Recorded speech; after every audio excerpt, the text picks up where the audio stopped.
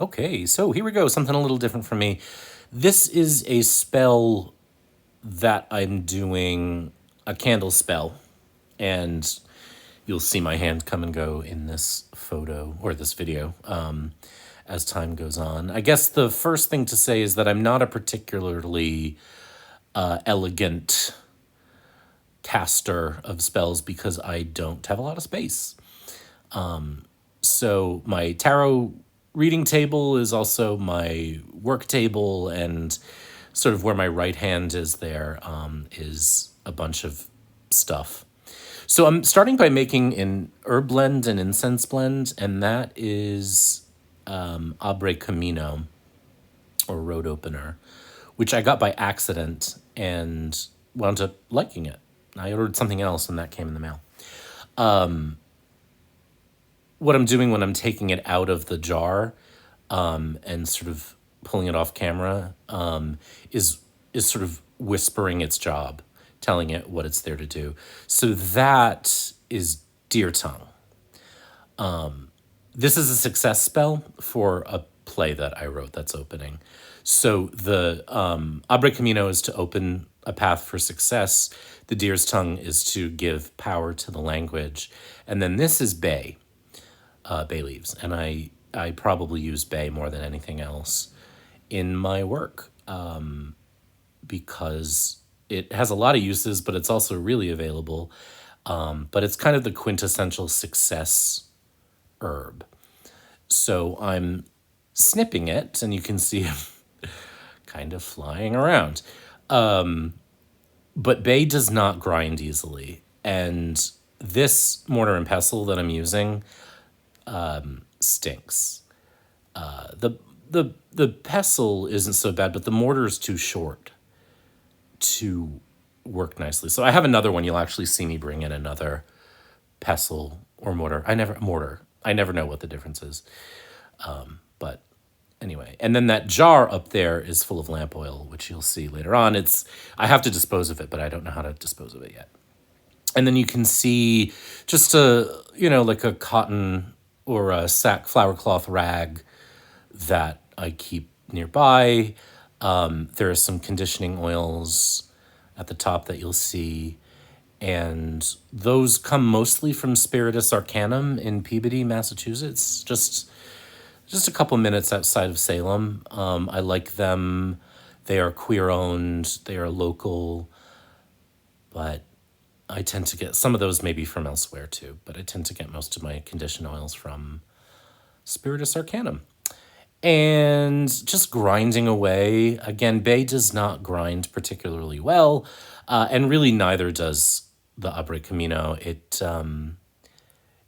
And even the Deer's Tongue for that matter, they're kind of woody. I think the best, honestly, if you want to get like a really good fine powder, a coffee grinder, an electric coffee grinder is probably the way to go. I actually like the process of grinding, but I don't like grinding in this mortar and pestle because that mortar is just too short. So I go off camera here to give myself more leverage. So, like I said, this is a success spell for a piece that I wrote that's opening. And I'm using all orange candles. You can see kind of in the top middle will be is a lion over near the silver jar lid and just below the little jar of oil. And then those 4 tapers so these are all made, they're all beeswax. I generally use beeswax. I really like working with beeswax, although it's messy. It's sticky, and it gets kind of all over everything. So if you're going to start making candles, I recommend just a little education on how beeswax works. It's very easy. You just boil it, and you just sort of melt the wax in a double boiler. I get mine all online from Bulk Apothecary, and the dye is also from there. And once you melt it, it's really just a matter of melting it, getting it to the right temperature, and then pouring it and letting it set. So that part's easy. It's just that it can get messy. So here I'm lighting a charcoal. Incense is tough for me, especially with commercial incense. I I have a hard time with it. It really gets to my sinuses. So when I do any work with incense, I usually use these Japanese wood charcoal blocks. These are half blocks, which I ordered by mistake, but actually I think work kind of nicely because I usually don't need a whole block of charcoal for whatever I'm doing. So this is not like the sort of Three Kings charcoal that a lot of folks are used to. It doesn't have any accelerant in it or anything. So you can actually hold it while you're lighting it. And you can see the little gray corners. Those will obviously grow, but you want to sort of I try to catch the four corners. And it doesn't take very long. I think folks sometimes don't like that because it takes a little while. But that incense burner, I really like the screen. I find that a screen burner is really useful. But that particular burner is a little light for me anyway. So what I'm doing now is I'm writing a petition paper, and this is the title page of the script of the play that is opening. And I just ripped it out of the binder, and I'm writing the success petition there. And I think, what I'm writing is that the production is successful, that the audiences come and show up and are appreciative, and that the actors are really great, and they are. I mean, they're great actors anyway. So I use a glass pen that my little sister gave me. Actually, that's a replacement. I dropped my original glass pen that she gave me, and it wasn't damaged beyond the tip of the pen, which means it doesn't write anymore. So, but that's exactly what it looked like. And that's Dragon Blood's ink, which I think I got from Yayeo Botanica, if I'm not mistaken. But you can actually make Dragon's Blood ink. Really, all you need is some red ink and a piece of Dragon's Blood resin that you just drop in. I don't always use Dragon's Blood ink. I just had that handy. I also have some beautiful Diamine Ancient Copper that I use a lot for this stuff. So we've got the petition paper. Now I'm taking Crown of Success oil, and I'm just going to 5-spot the paper. And it's just to kind of anoint the petition paper. This is larger than I would usually use it, but obviously it's a page of the script. So I figured, just do it. So, and then for anything we're drawing success in, so I fold it toward me. If it were something I were trying to get rid of, I would fold it away from me. And you're going to see me move this around a lot to get it out of the way, but eventually it's going to go under that white plate on my work table. I'm ripping off a piece of the petition paper to grind it into the incense. So that's where it will go eventually, is under the plate, but right now it's just there. I'm adding some Crown of Success oil just to drop to the incense blend that I made. And again, that was deer's tongue, bay leaf, and Abre Camino. And I'll grind it out. It's not going to really grind up much, but I'm using now a longer mortar for my other mortar and pestle, which I should have just used to begin with. It's a little larger, so I thought the smaller one, because I'm doing a small amount, would be better, but it wasn't. I really like working with iron tools, though. There's something about iron that I find, I don't know, it feels kind of witchy, but I don't know, I think the pantheon of iron gods are also really interesting, and I like that there's something very old world, I guess, about it. So I like working with iron. That what I was saying about that incense burner, which is right next to those blue scissors, is that it's a cauldron. It's very light. It looks like it would be iron in the picture, but it's not. And that screen on top doesn't quite fit. So it's not the most safest thing, which for me is, problematic. But it's fine. And you could put something a little heavy in the thing too. It wasn't super expensive, but I think it was more expensive than it should have been. Anyway, the point is I really like burning that kind of charcoal on a screen. I used to burn it on sand or salt, but I think it just burns better on a screen because the oxygen flow is better, and it's much easier to clean up too. So I'm inscribing my intention on these candles, and there are 4 what Madame Pamita calls support candles, and that's just an iron, it's really just an iron poker or iron stick that I use to inscribe. And I don't remember the order I did these in, but one was for success for the actors. One was to draw the audience. One was, I'll have to look. I wrote this all down after I did it. But so I'm just dressing the candle. I went out of frame here because I forgot I was recording, which is kind of the point. Like, I try not to be super self-conscious. But you can see me stroking this candle in a very intimate way. What I learned is that you apply the oil, the conditioning oil, up from the bottom when you're drawing something to you, and from the top down when you're pushing something away. And now I'm just sort of sitting with the intention of that candle a little bit, and I try to just feel the energy focus in my hands. Like, I try to focus my energy into the candle just by feeling my hands get warmer as I set my intention. And that's what I'm doing. And then I'm doing the second candle, and I can't remember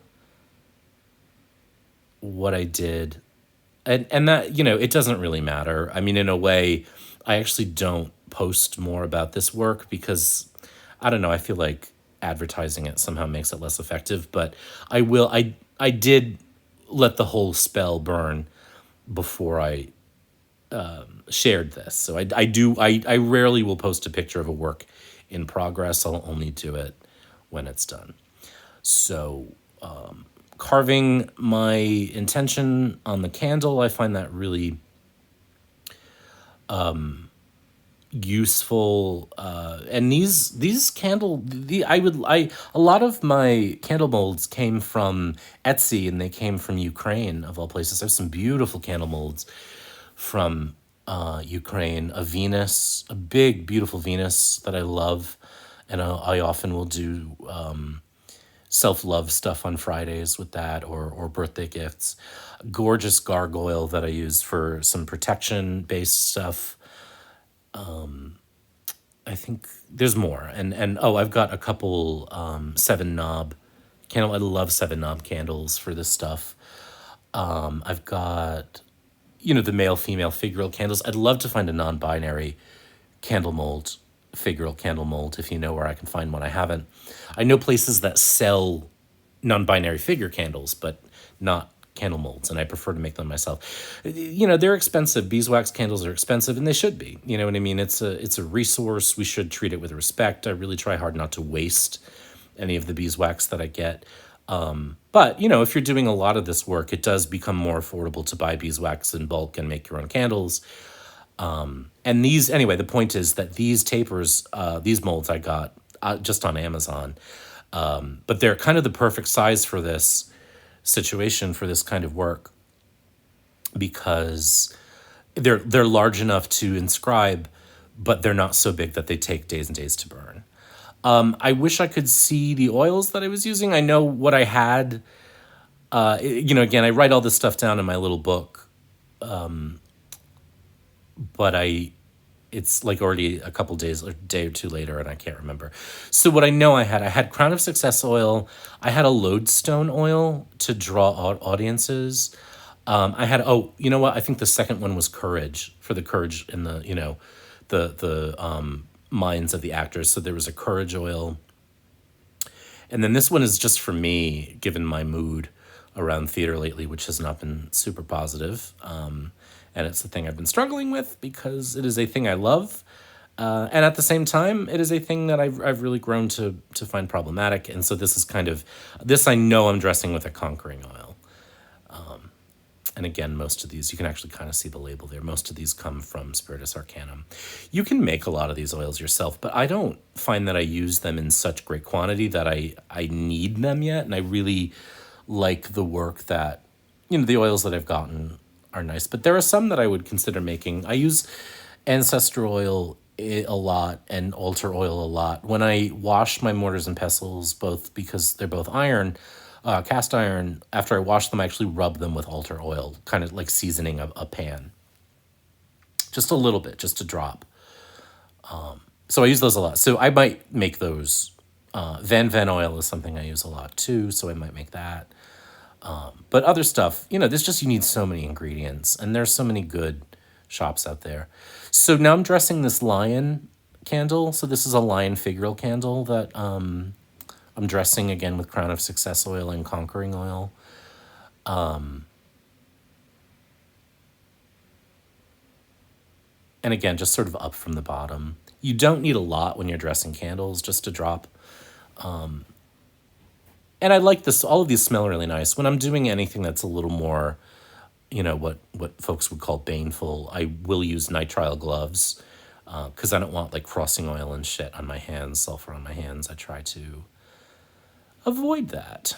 So now I'm just going to sort of fumigate the candles in this incense. I don't always do this, but it just occurred to me yesterday that, I wanted to bring in these herbs in every way I could. And you'll see me later sprinkling them on the candles. I tend to overdo it. I tend to make too much incense blends when I make them. So I actually made almost not enough this time. And so I'm very clumsy. And that's the other thing. So it's actually interesting for me to be, someone who does candle work, because I am a klutz, and that's not a great quality to have if you do candle work. But again, I'm just sort of fumigating or subfuming these. Again, just to sort of, bring in air. So, we've got the earth kind of in the beeswax, that comes from the earth. And in some of the ingredients in the oils, we've got liquid or water in the oils, then we've got the air of the smoke, and then eventually, of course, the fire when these get lit. So, and you'll see later, I'll move that incense burner back to the, I don't like using the word altar. I don't know why. I think just because of my Catholicism, my growing up, but, it's a thing. I just call it my work table, which really technically this is my work table. But so again, I'm just sprinkling the herbs. And again, before I made the blend, I did, just sort of whisper into my hand, into the herbs, the purpose, the intent, the intention. I do use glitter. I know that's controversial. I don't think it should be. I don't use a lot, but first of all, as a queer person, glitter is kind of a core value of mine. But again, this is a success spell. We want it to shine. We want it to sparkle. And I would like the production to glisten and glow. What I'm doing is scraping off some dead incense off the charcoal block. You don't always have to do that, but bay does not burn well. And in fact, and it's dried. I dried it myself, but it's dried. It's just grocery store bay leaves. But I love the way that looks. Isn't that cool? Just the incense going up to the camera, because the camera's right above. So now I have to trim the wicks. You'll see me forget to do that a couple times. Trim your wicks. But yeah, I was knocking off ash. So if you're going to do a blend with bay leaf in it, I might actually use bay leaf oil. So now I'm just adhering the candles to the corners. When you pour a taper like this, it does tend to have an uneven bottom. So you need to sometimes even it out. I'm not, aesthetically, I love my spells to look nice. This one doesn't look particularly beautiful.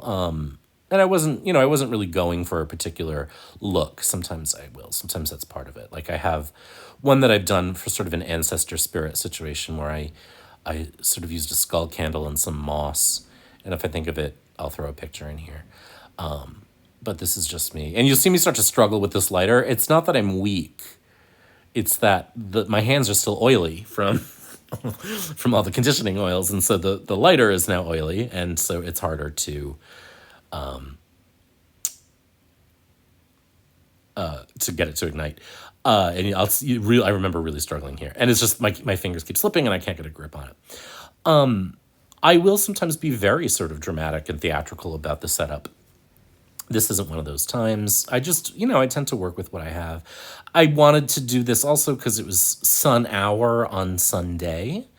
And that feels very Leo-like, of course, and we want to bring all the Leo vibes. That's also why the lion is there.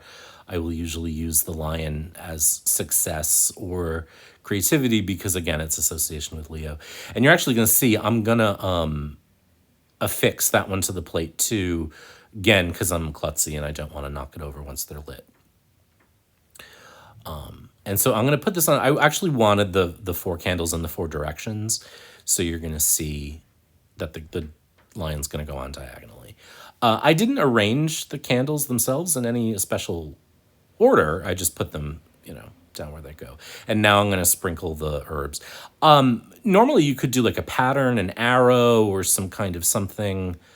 I didn't have enough left to sort of do anything, to join the herbs as like a ray of sunshine coming out from rays of sunshine coming out from the lion or anything like that. I just, sometimes I'll do that. I tend to be heavy handed, and then I use too much and start a fire and whatnot.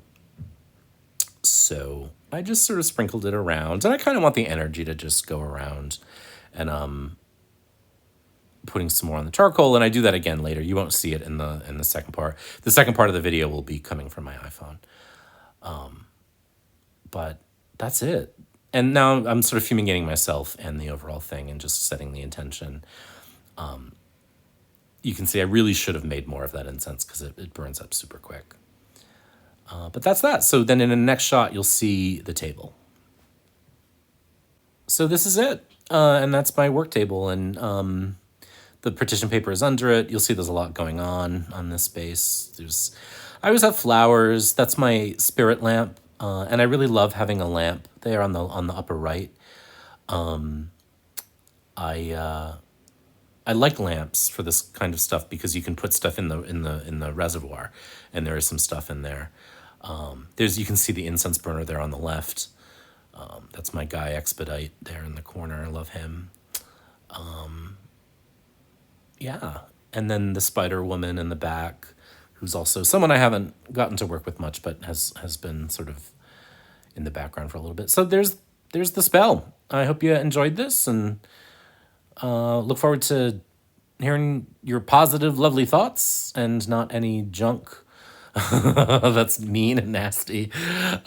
Take care, be good, and we'll talk soon.